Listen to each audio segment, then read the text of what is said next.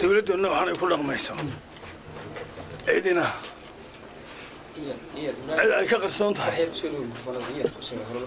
ciiday ka qarsoon tahay ma jirto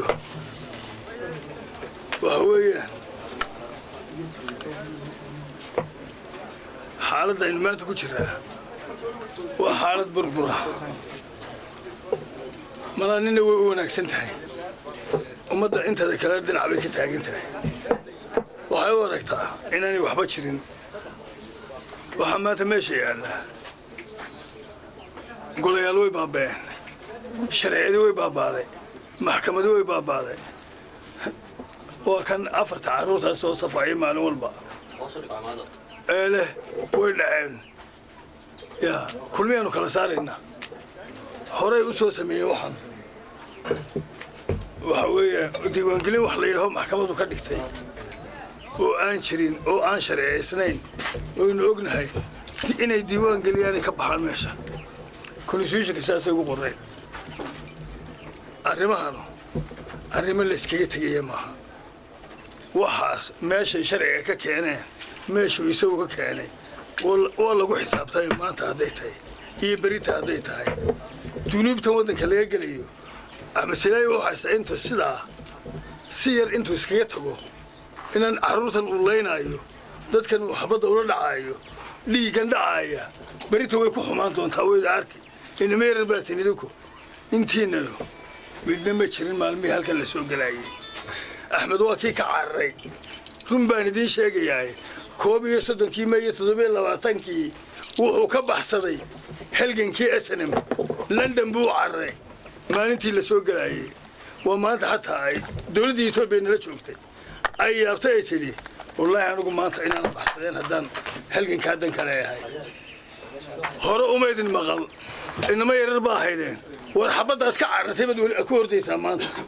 tii aad ka carartay adiga inamadan yararaan waxba ogeyni tii aad ka baxsatay ummaddii aad ka dhuumatay ummaddii aad habeenka madow ware waa xasan guura iyo raggii uu kaga baxsayay jigjiga boobaa ka mid ah hadraawi waa ka mid ah jaamac saalax baa ka mid ah raggan ka sii xasuusto wallaahi wabillaahi watallahi uu ka baxsaday caar hadday kaa dhab tahay telefishinkaa kaalay labadeenna ka doodayne waxaan idin tusayaa ummad yahay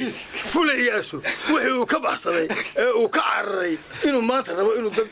wareeha ku duleeyo walle inaanay beentaa weeye inaanay soconayn axmedow